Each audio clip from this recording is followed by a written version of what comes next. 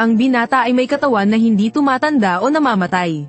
Kahit na matusok ang puso niya, maaari pa rin siyang bumalik sa dati sa loob ng ilang segundo. Akala niya noon ay biyaya ito ng mga Diyos. Ngunit matapos mabuhay ng ilang daang taon, at makita mismo ang mga tao sa paligid na tumatanda at namamatay, sa kanya nalaman na ang kakayahang ito ay isa palang pinakamalupit na sumpa. Isa lang siyang binata mula sa squatter. Isang araw bigla siyang pinili ng dilaw na dragon upang maging isa sa 4 na mandirigmang dragon na tutulong sa Pula na Hari. Ibig sabihin maliban sa kanya may 3 pang mandirigmang dragon, at bawat isa sa kanila ay may natatanging kapangyarihan. May kamay na dragon ang puting dragon na napakalakas, na kayang punitin ang armas gamit ang kamay. Ang asul na dragon ay may matang dragon na nakakapalin lang, kaya nitong paralisahin agad ang kaaway. Samantalang ang berdeng dragon ay nagmana ng lakas ng binti ng dragon, na kayang tumalon ng 10 metro pataas. Tanging ang kakayahan ng dilaw na dragon ang tila walang silbi, dahil mabilis lang maghilom ang sugat kapag nasaktan, at hindi kayang lumaban o pumatay. At hindi rin malinaw na sinabi ng tunay na dragon kung ano talaga ang kapangyarihan niya. Sa labanan lagi siyang pinoprotektahan ng 3 dragon at ng hari, sa pamumuno ng hari. Nagtatag sila ng isang makapangyarihang bansa. Kahit pinakamahina ang dilaw na dragon sa magkakapatid, hindi siya itinataboy ng ibang mortal. Kahit wala silang dugong magkadugo, nang mamana nila ang dugo at lakas ng 4 na dragon, parang tunay na magkakapatid na sila. At ang Pula na Hari ay parang panganay nila. Ngunit habang mas matagal na kasama ng dilaw na dragon sila, lalo niyang nararamdaman na siya ang walang silbing mandirigma. Wala siyang ibang kapangyarihan kundi matibay na katawan. Pati ang isa pang dragon ay tinutokso siya na ang lakas ng katawan niya ay palabas lang. At iniisip na matibay lang siya dahil bata pa. Agad namang sinuntok ng dilaw na dragon ang bato. G, gago ka ba? Anong ginagawa mo? Hoy, ayos ka lang ba, dugo? Ang sugat wala na. Sabi ko sa'yo, di ba ang galing ko? Habang lahat ay nababalot ng pagkabigla, naalala ng Pula na Hari ang isang nakakatakot na bagay. At biglang niyakap ang dilaw na dragon, at ibinigay sa kanya ang pinakamahalagang kayamanan. Ngunit hindi alam ng dilaw na dragon kung bakit ito ginawa ng hari. Ito ang patunay na ako ay laging nasa tabi mo. Hoy! Sa kanya mo lang ibibigay. Akin naman, gusto ko rin. Isa lang ang nakikita ko. Gustong gusto nyo ba? Kahit kaunti hindi gusto. Hindi gusto.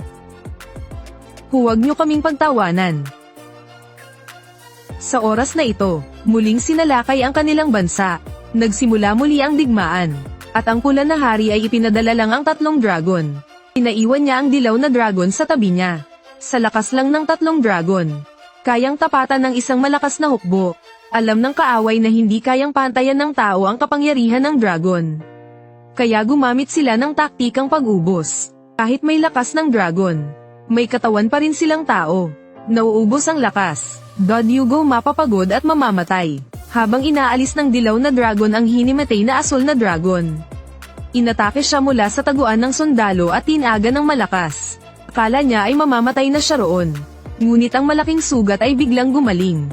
Ito ang unang beses na natuklasan niya, na sobrang lakas ng kakayahan niyang maghilom. Parang hindi talaga namamatay. Hindi na ito maituturing na tao. Makalipas ang ilang taon nagsimulang tumanda ang 3 dragon. At ang pinuno ng dragon ay biglang nagkasakit dahil sa sobrang pagod.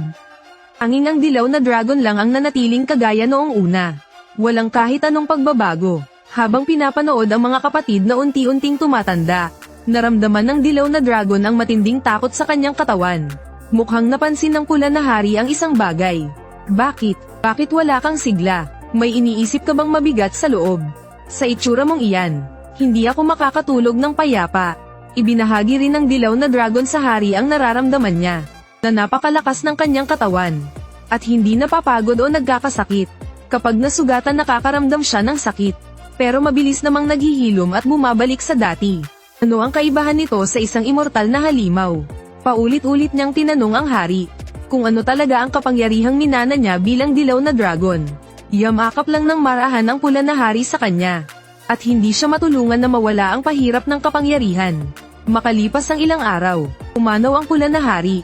Labis na tumangis ang 4 na dragon sa harap ng bangkay ng hari. Pagkamatay ng hari, maliban sa dilaw na dragon ipinadala pa rin sa digmaan ang 3 dragon. At nagkaroon ng balak ang mga tao na angkinin ang kapangyarihan ng dragon. Binihag nila ang asul na dragon. Pero nailigtas siya kaagad ng puting dragon at berdeng dragon. Mula noon, tinakpan ng asul na dragon ang kanyang mga mata. At nagpa siya na hindi nagagamitin ang kapangyarihan ng dragon. Araw-araw siyang nanatili sa dambana ng pula na hari. Ngayon ang kapangyarihan ng 4 na dragon ay naging sanhi ng digmaan. Lubos din nilang naunawaan ang matinding pagnanasa ng tao sa kapangyarihan. Kaya napagkasunduan nilang lahat na umalis at manirahang nakatago. Ngunit gusto pa ring manatili ng dilaw na dragon sa palasyo. Kailangan niyang protektahan ang bansang itinayo ng pula na hari. At tulungan ang batang prinsipe. Kapag naging maayos na ang lahat saka siya aalis. Kapag umalis ka pumunta ka sa akin. Kapag umalis ka sa kabisera siguraduhin mong pupunta ka sa akin, alam mo ba? Hihintayin kita kahit ilang taon pa. Kahit maging matandang gasgasan ako. Tahimik lang na pinapanood ni Asul na Dragon ang kanilang masayang usapan. Bago umalis, nais makita muli ng dilaw na dragon ang mga mata ng Asul na Dragon. Sa ilalim ng telang iyon, ay naroon pa rin ang mukhang hindi malilimutan ng sinuman. Kahit malapit na silang maghiwalay, magkakapatid pa rin silang may dugong dragon. Kahit magkahiwalay ng libu-libong bundok at ilog, magkakaunawaan pa rin sila. Hindi kailanman mawawala ang bigkis ng 4 na dragon. Pagkatapos magpaalam naglakbay na ang 3 dragon sa kani-kanilang landas. Samantalang ang dilaw na dragon ay naging pari sa kaharian. Lumipas ang ilang taon, natagpuan ng puting dragon at asul na dragon ang tirahan sa kabundukan. Samantalang nagpagala-gala ang berdeng dragon. Mabilis na lumipas ang 20 taon. Patuloy pa ring nararamdaman ng dilaw na dragon ang kinaroroonan ng 3 sa pamamagitan ng dugo. Ngunit unti-unting humihina ang kanilang presensya.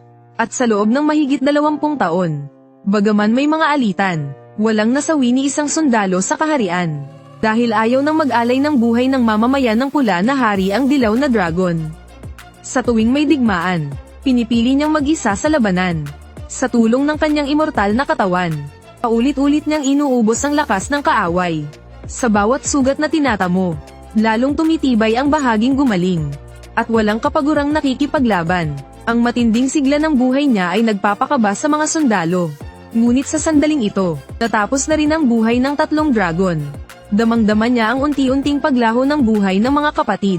Lubos ang kanyang dalamhati, hindi dahil ayaw niyang makita ang mga kapatid, kundi dahil takot siyang makita ang kanilang pagtanda. Sinungaling. Hindi totoo, di ba? Go and Amy shooten. Huwag ninyo akong iwan mag-isa. Ngunit para sa kaharian ay buong pusong nagsilbi ang dilaw na dragon. Pagkalipas ng ilang taon, nagsimula rin siyang katakutan at iwasan ng mga tao. Dahil siya lamang ang nag-iisa, na walang kahit anong pagbabago sa anyo. Laging may pag-iwas ang tao sa kakaiba. Kung naroon pa ang mga kapatid niya, tiyak na babanatan nila ang mga iyon. Ngayon nagbago na ang lahat. Matapos pumili ng tagapagmana bilang pari, umalis siya sa kabisera. At sa pag-alis iniwan niya ang sagisag na ibinigay ng pula na hari. Ipinagkatiwala ito sa tagapagmana. Dahil wala na ang pula na hari sa kabisera. Kung nais panatilihin ang tiwala ng tao, kailangang may sagisag ng Diyos. Ngunit hindi pa man siya nakakalayo sa kabisera. Misteryosong bumalik ang sagisag sa kanya. Marahil ito'y kalooban ng pula na hari. O baka may misyon pa siya dala ang sagisag. Kaya siya'y naglakbay mag-isa. At sa kanyang paglalakbay, madalas pa rin niyang maramdaman ang presensya ng 3 dragon. Na ang dugo ng dragon ay hindi nawawala. Bagkus ay nipapasa sa bawat henerasyon. Ngunit hindi na iyon ang mga kapatid na kilala niya. Habang palihim na sinusulyapan ang bagong puting dragon, inatake siya ng mga tauhan nito. Kung wala ang immortal niyang katawan baka patay na siya.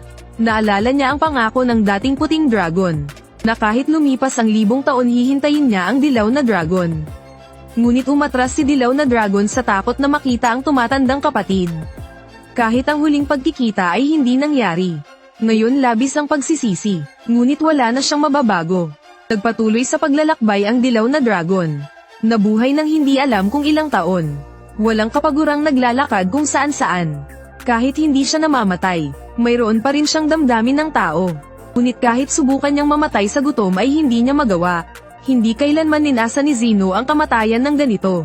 Matapos bumagsak ng malakas sa lupa, pumikit siya. Ayaw nang bumangon muli, hanggang isang araw may dalagang nakakita sa kanya. At dinala siya sa kubo nito.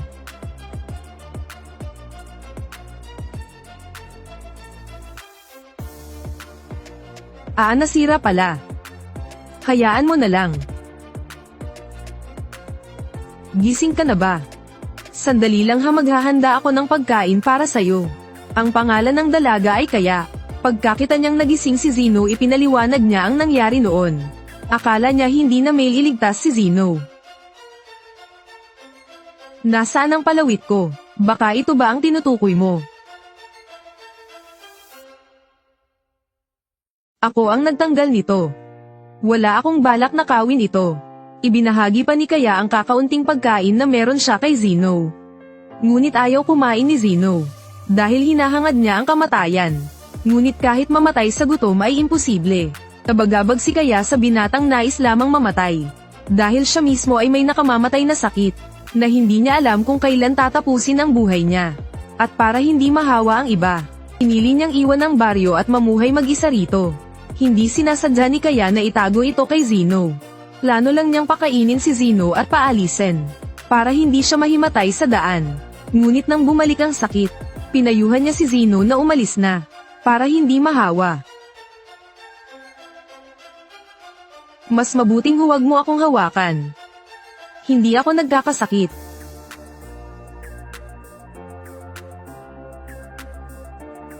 Hindi pwedeng tumawa ngayon. Mauubusan ako ng lakas. Mabigat ba? Hindi dahil mahina ako. Nagsimulang lamambat ang pakikitungo ni Zeno sa dalaga. At sinabi rin niya ang kanyang pangalan. Mula nang maghiwalay sa mga kapatid. Ilang taon nang walang tumatawag sa kanya. Paging siya halos nakalimutan na ang pangalan niya. Sinabi ni Kaya kay Zeno, kung pakiramdam mo makakalimutan mo na ang pangalan mo, banggitin mo lang ito ng paulit-ulit. Dahil siya rin ay namumuhay mag-isa. Walang taong makakausap, kaya madalas inuulit ang pangalan niya. Naalala ko naman, ang pangalan ni Zeno. Zeno. Ano yun? Zeno.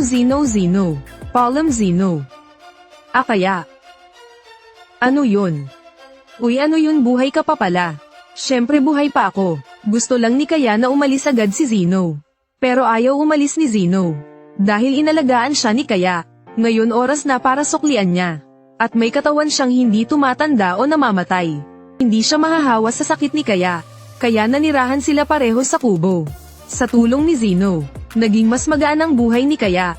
Sa araw ay lumalabas si Zeno para maghanap ng pagkain. Si Kaya naman naghahanda ng hapunan. Minsan nagdadala si Zeno ng bulaklak para kay Kaya. Ang cute. Isang payapa at mainit na buhay. Na nagpaalimot kay Zeno sa maraming sakit ng nakaraan.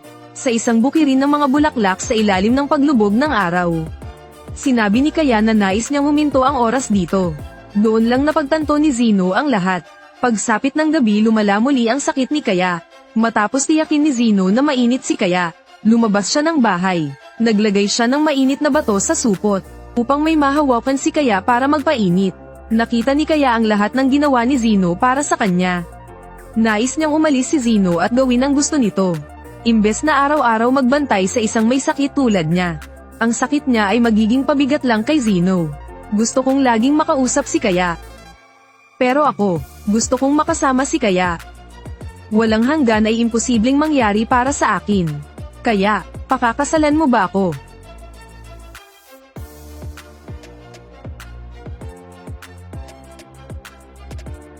Nagpropose at naglabas din ng damdamin si Zeno kay Kaya. Ngunit tila pinaglaruan sila ng tadhana. Lalong lumala ang sakit ni Kaya.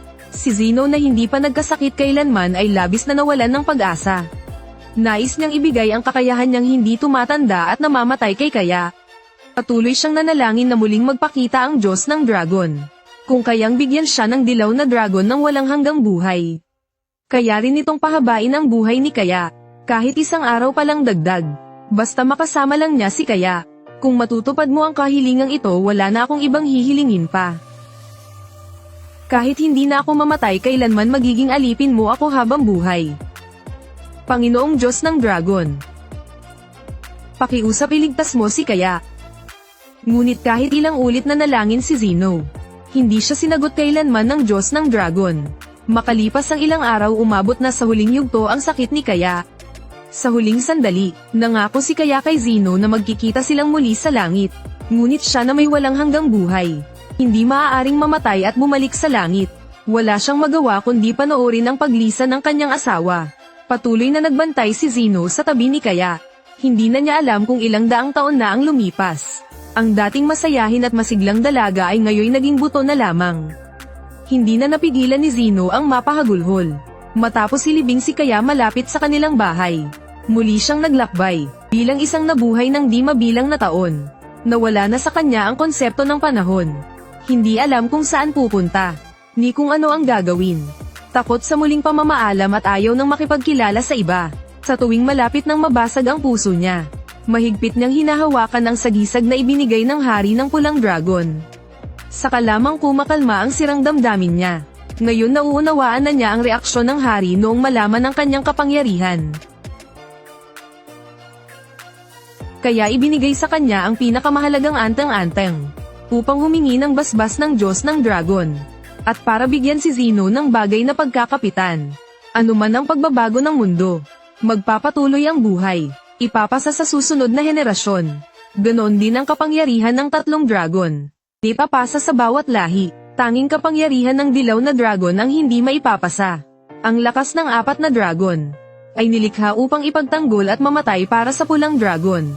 Ngunit ngayong wala na ang hari ng pulang dragon, bakit hindi binawi ng Diyos ng dragon ang kapangyarihan ng apat? Sa pag-iisip nito, biglang naisip ni Zeno na maaaring muling mabuhay ang hari ng pulang dragon. At muli niyang makikita ang dating hari. Magkakatipon muli ang apat na mandirigmang dragon. Kahit hindi na ang dating magkakapatid, hindi magbabago ang dugo, at hindi mawawala ang bigkis ng apat na dragon. Sa wakas natagpuan ng dilaw na dragon ang dahilan para mabuhay. Kailangan lang niyang bantayan ang bansang itinayo ng pulang dragon, at hintayin ang muling pagkabuhay ng Panginoon. Kahit daan-daan o libu-libong taon man, hahanda siyang maghintay, hanggang isang araw, isang pulang bituin ang biglang nagliwanag. Tila nakaramdam ang apat na dragon na hiwa-hiwalay ng lugar. Natagpuan ni Zeno ang batang puting dragon. Dahil hindi pa lumalakas ang kapangyarihan, hindi pa alam ng puting dragon na pareho sila ng nakatatandang kapatid sa harap niya. Pareho silang mandirigman ng apat na dragon. Magkasama nilang tinitigan ng pulang bituin sa malayo. Parang ginigising ako ng bituing iyon. Ganun ba? Sa wakas isinilang na ang ating liwanag na kulay pula. Pero kung magiging tunay ba itong liwanag ay nakasalalay pa rin sa kanya? 1,000 o 2,000 taon pa kaya? Wala na ring halaga, matagal na rin tayong naghihintay. Maghintay pa tayo ng kaunti. Napansin din ni Zeno ang malaking bakas ng kuko sa likod ng batang dragon. Mukhang hindi lang siya. Lahat ng dragon ay may dalang sariling tungkulin. Nang dumating ang mga kapwa niya upang hanapin siya, napilitan si Zeno na umalis. Ay ikaw ba ay? Kung nakatadhana tiyak tayong muling magkikita. Pinatigil ng puting dragon ang kanyang mga kasamahan sa pagtugis sa kuya. Dahil sa kutob niya hindi masamang tao ang lalaking iyon.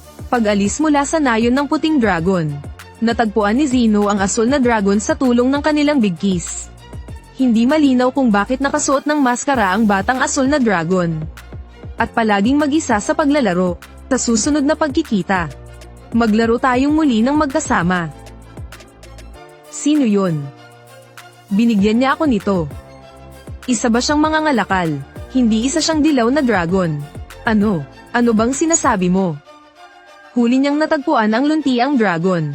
Maging si Zeno na halos mawalan ng damdamin ay nagalit.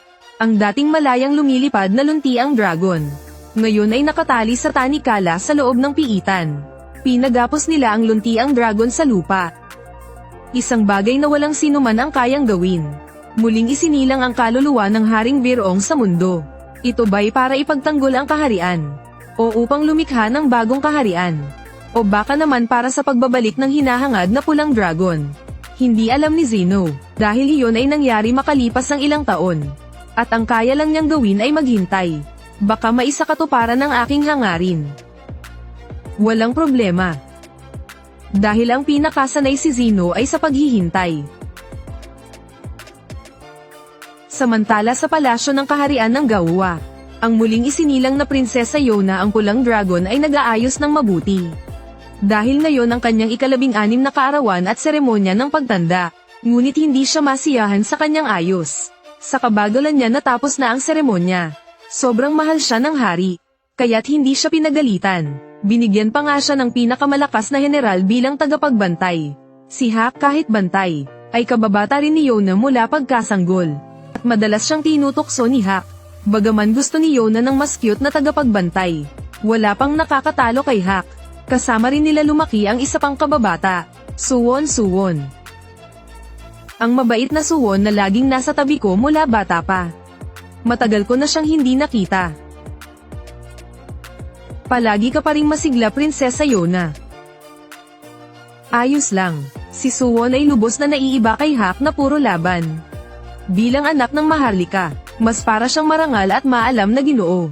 At laging mabait kay Yona. Ngunit hindi inakala ni Yona, na ang pinakaminamahal niyang Kuya Suwon, ay magiging pinakamalupit niyang kaaway.